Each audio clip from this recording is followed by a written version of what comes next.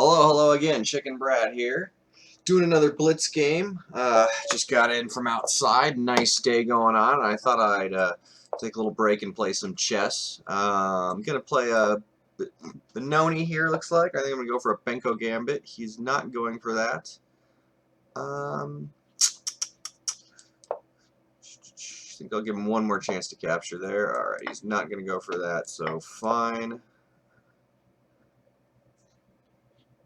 And yes. So I've been working on getting my audio synced up. Hopefully it's doing a little better. So we're going to see what happens here. Is he going to come in?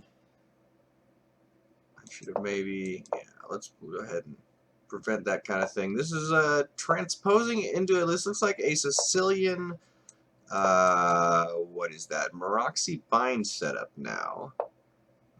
Except, normally, I am not familiar with white castling kingside in the Maroczy bind. This is very interesting that he opened with d4 and we transposed into this sort of setup. So I'm kind of sacking a pawn here. It's not, doesn't really, okay. Okay, so trying to open his kingside. Pretty normal plan. Queen likes to come out to a5 in the Maroczy bind setups typically, but you know, once I say this c4 thrust and castling queenside is a little suspect. He could have done this setup fine here, but well, I just don't know about this. All right, so I think I'm going to continue to push. I'm not really concerned about losing these guys right here. This opposite side castling, we're pretty much racing to chop the kings up. A couple pawns are probably not going to matter in these variations. So, interesting. Interesting. I think I want to continue pushing here, actually. Or, no, let's go for this idea. And yeah, I just want to break up his kingside as much as possible here. So, all right.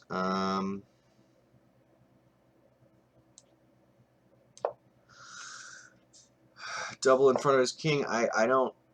That's come on now, buddy. I don't think so. Let's go with the A to B1 rook. My first instinct was to play with the, okay. Did I blow it here? I should be alright. I can't imagine this is any kind of problem. Well, maybe I did blow it. Maybe I did blow it here a little bit. Okay. I don't think he's getting to my king fast enough here. I'm going to allow this guy to come in. And then, that's why I wanted to keep my...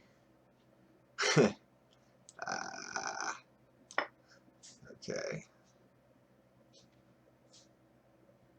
So, is he going to do this and look to sack?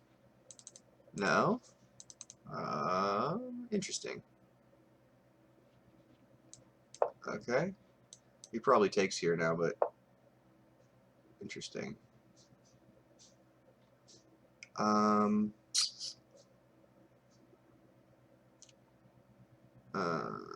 Wowie. Okay.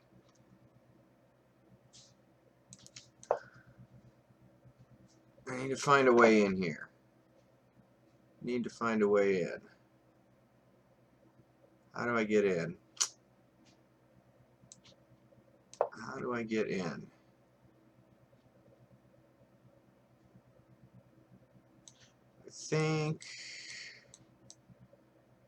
I think that's working.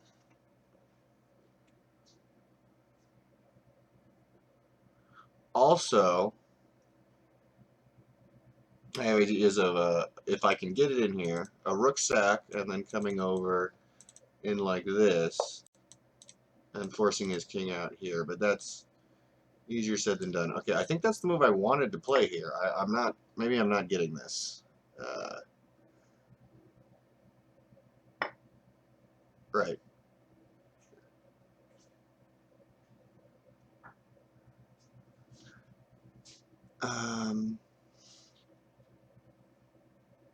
Did I botch this? Looks like I botched this.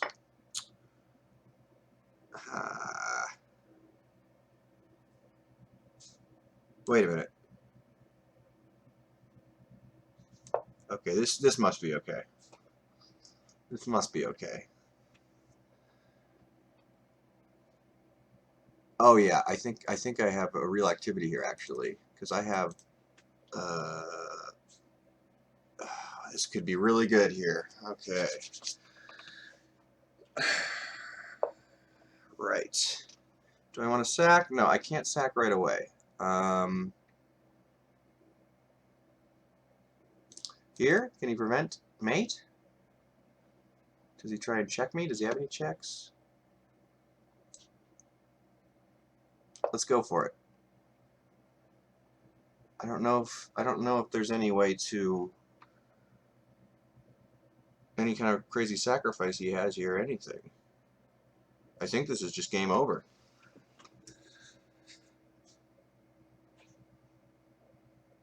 Alright, well I hope the audio is still synced up and I don't look ridiculous. I'll probably look ridiculous anyway. Come on, F-Bond! Resign, resign, resign.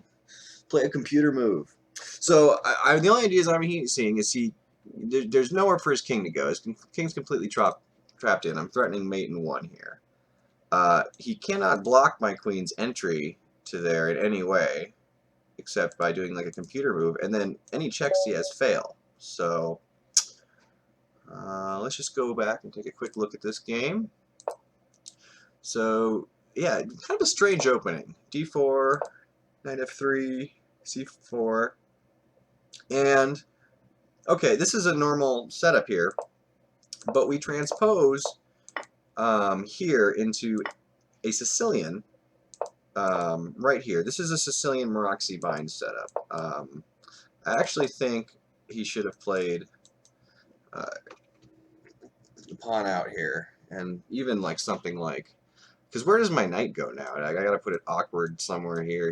I can't put it there, or move it back. So I think I kind of blew it there, and he missed an opportunity.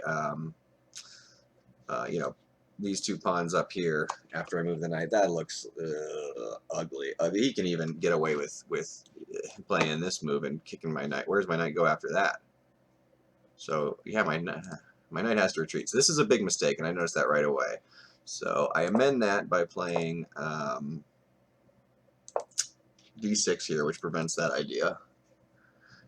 So, and yeah, so now this is a normal Maroczy bind setup, but he's playing it like, I think, an Alapin variation almost, where everything is pretty much the same, but the pawn is on C2 instead of C4, which has a couple of problems for white. One, well, if he's going to castle queenside, that's a crucial pawn he wants in front of his king. This is, opposite side castling is a race to get the other person's king. As we saw, I won that race probably because of this move. Secondly, he's a tempo down. This is a useless move in this situation, because I want to attack these pawns anyway, and now I can do it more directly here. So all right, so and I'm not saying this is a bad move. I'm just saying that this pawn should stay here, and I think in this position, white should either be playing bishop to e2, or probably queen to d2, maybe with ideas to swap off my powerful dark squared bishop, because this is the most powerful piece on the board for me right now, probably. So, and then looking to castle kingside. So, all right, so the game goes on, and So yeah, he's playing this like a mainline Sicilian, but like I said, the key difference is this pawn on c4 is bad, and I get to attack that right away. We do some trading here, and he tries to advance it. I decide I'm going to ignore that and keep pushing, which is typically what you do in these types of setups. I consider just leaving that knight there for now and going ahead with pawn to b3, which might have been an alright idea because trading here would have been not a big deal, but extra tempe could have been gained back that way. So I opted to exchange. I got rid of this bishop because, well, it's in front of the king, and I want to get a heavy piece here facing out on the king. So I'm one, moving that out of the way. And secondly, when he recaptures, he doesn't win a tempo on the bishop that's there on c6. So, all right. So I continue sacrificing this pawn to open lines. So he takes it, and I move my king, pinning this pawn, and he plays a pretty strong move here, I thought. c6, I kind of overlooked that, but, well, it's not terrible. I don't think I should have allowed that, though. All right, but play goes on. Power up, gang up on the pawns here. This bishop's kind of ugly, but it is protecting a really important piece. Notice it's also attacking my a6 pawn. That's a pawn I really don't mind losing. That would just clear more lines over to, against the king here. So, and that's what I try to do. I try to remove that pawn. And notice how he's got a lot of passed pawns here. If this game goes to an ending, I'm going to be in big, big trouble because of that. I'm down a pawn, and he's got a connected passed pawn.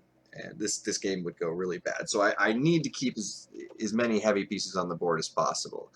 I can afford to, maybe exchange a bishop or two here and there, but